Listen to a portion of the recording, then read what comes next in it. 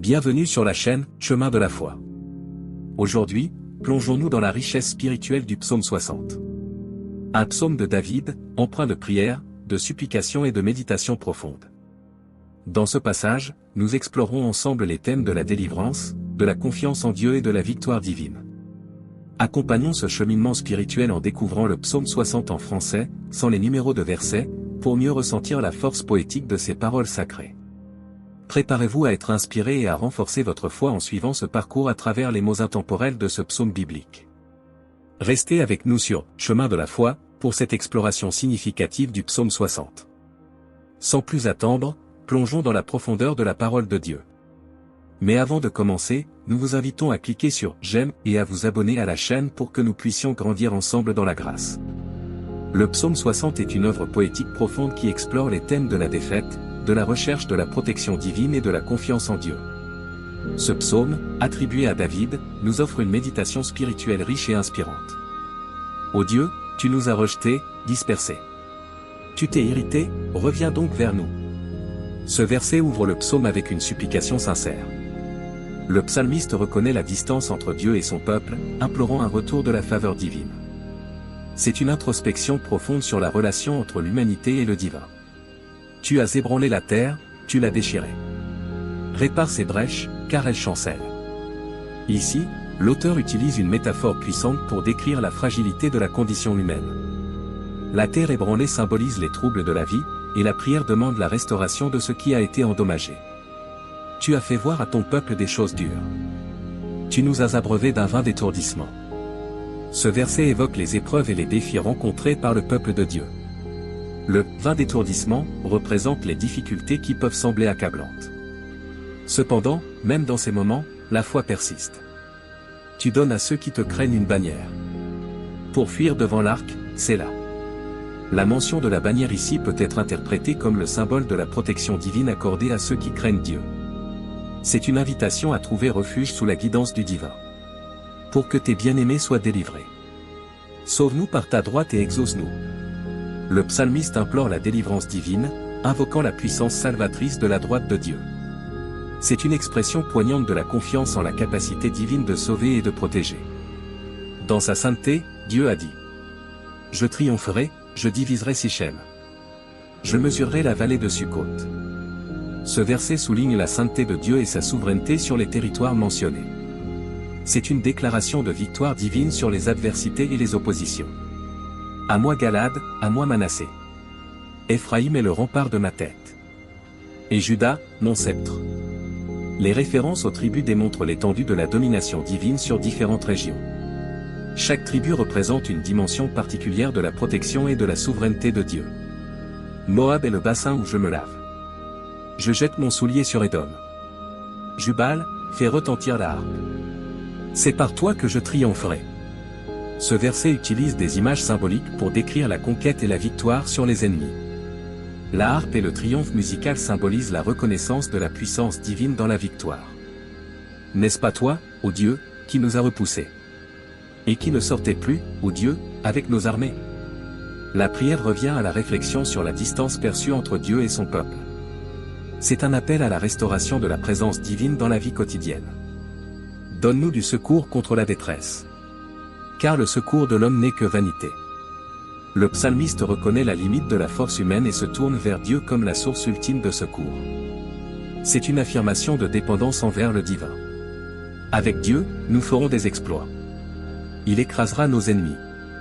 Le psalmiste conclut avec une confession de foi, affirmant que la véritable puissance réside dans l'alliance avec Dieu. La confiance en la capacité divine de surmonter les adversités est centrale dans cette conclusion. En conclusion, le psaume 60 offre une méditation profonde sur la relation entre l'humanité et Dieu, explorant les thèmes de la supplication, de la confiance, de la victoire divine et de la dépendance totale envers le Créateur. Ces versets résonnent toujours avec force, invitant chacun à réfléchir sur sa propre quête spirituelle et sa relation avec le divin. Maintenant, nous allons prier. Seigneur notre Dieu, nous nous approchons de toi humblement, reconnaissant notre besoin de ta grâce et de ta direction dans nos vies. Le psaume 60 résonne en nous comme un écho de nos propres supplications et de nos moments de détresse. Seigneur, dans ces temps où nous nous sentons rejetés et dispersés, où la colère semble assombrir notre horizon, nous levons nos cœurs vers toi. Reviens vers nous, ô Dieu, et que ton amour restaure la communion que nous désirons ardemment. Toi qui ébranles la terre et la déchires, regarde les brèches dans nos vies. Nous reconnaissons notre fragilité et avons besoin de ta puissance régénératrice pour réparer ce qui a été endommagé. Dans les moments où la vie nous semble dure et où nous sommes abreuvés d'un vain d'étourdissement, sois notre soutien. Fortifie notre foi, ô Dieu, et permets-nous de trouver en toi notre refuge. Que la bannière de ta protection soit élevée au-dessus de ceux qui te craignent. Que, devant les défis qui nous font chanceler, nous puissions trouver un abri sous ton regard bienveillant. Dans notre quête de délivrance, nous t'implorons, ô Dieu, de nous sauver par ta droite. Écoute nos prières et réponds à nos supplications, car nous mettons notre confiance en toi. Seigneur, dans ta sainteté, triomphe de nos ennemis. Divise les situations qui semblent insurmontables, mesure les vallées de nos épreuves, et que ta gloire resplendisse dans chaque aspect de nos vies. Que chaque tribu de notre existence, symbolisée par Galad, Manassé, Éphraïm et Juda, reconnaisse ta souveraineté. Sois notre rempart, notre sceptre, et que chaque aspect de notre être soit soumis à toi. Dans notre marche quotidienne, écrase les forces de l'opposition, que ce soit comme le bassin de Moab où nous nous lavons, en jetant notre soulier sur Édom, ou en faisant retentir la harpe de Jubal. Que chaque acte de victoire soit une symphonie de reconnaissance envers toi. Seigneur, nous reconnaissons que parfois nous t'avons repoussé, que nous avons marché sans toi. Pardonne notre éloignement, et que ta présence soit à nouveau manifeste au milieu de nos rassemblements et de nos combats. Dans les moments de détresse, quand le secours de l'homme semble vain, rappelle-nous que notre secours véritable vient de toi. Que notre confiance en toi soit inébranlable, et que notre foi en ta capacité de nous délivrer grandisse chaque jour. Enfin, Seigneur, avec toi, nous ferons des exploits. Écrase nos ennemis, qu'ils soient intérieurs ou extérieurs, et que notre vie soit un témoignage vivant de ta puissance transformative. Au nom de Jésus, notre rocher et notre sauveur, nous te prions. Ô Dieu, tu nous as rejetés, dispersés. Tu t'es irrité, reviens donc vers nous. Tu as ébranlé la terre, tu l'as déchirée. Répare ses brèches, car elles chancellent. Tu as fait voir à ton peuple des choses dures. Tu nous as abreuvés d'un vain d'étourdissement. Donne à ceux qui te craignent une bannière. Pour fuir devant l'arc, c'est là. Pour que tes bien-aimés soient délivrés. Sauve-nous par ta droite et exauce-nous. Dieu a dit dans sa sainteté. Je triompherai, je diviserai Sichem. Je mesurerai la vallée de Sukkot. À moi Galad, à moi Manassé. Éphraïm est le rempart de ma tête. Et Juda, mon sceptre. Moab est le bassin où je me lave. Je jette mon soulier sur Édom. Jubal, fais retentir la harpe. C'est par toi que je triompherai. N'est-ce pas toi, ô Dieu, qui nous a repoussés? Et qui ne sortait plus, ô Dieu, avec nos armées?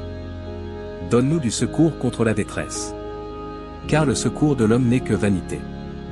Avec Dieu, nous ferons des exploits. Il écrasera nos ennemis. Ô Dieu, tu nous as rejetés, dispersés. Tu t'es irrité, reviens donc vers nous. Tu as ébranlé la terre, tu l'as déchirée. Répare ses brèches, car elles chancellent. Tu as fait voir à ton peuple des choses dures. Tu nous as abreuvés d'un vain d'étourdissement. Donne à ceux qui te craignent une bannière. Pour fuir devant l'arc, c'est là. Pour que tes bien-aimés soient délivrés. Sauve-nous par ta droite et exauce-nous.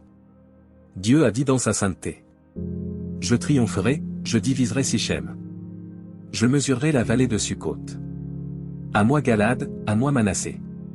Éphraïm est le rempart de ma tête. Et Juda, mon sceptre. Moab est le bassin où je me lave. Je jette mon soulier sur Édom. Jubal, fais retentir la harpe. C'est par toi que je triompherai. N'est-ce pas toi, ô Dieu, qui nous a repoussés? Et qui ne sortait plus, ô Dieu, avec nos armées? Donne-nous du secours contre la détresse. Car le secours de l'homme n'est que vanité. Avec Dieu, nous ferons des exploits. Il écrasera nos ennemis. Que la paix de notre Sauveur Jésus-Christ soit avec tous ceux qui ont regardé cette vidéo. N'hésitez pas à laisser votre demande de prière dans les commentaires, ce sera un plaisir d'intercéder ensemble devant Dieu. Si cela vous a plu, mettez un j'aime, abonnez-vous à la chaîne et partagez avec ceux que vous aimez. À bientôt.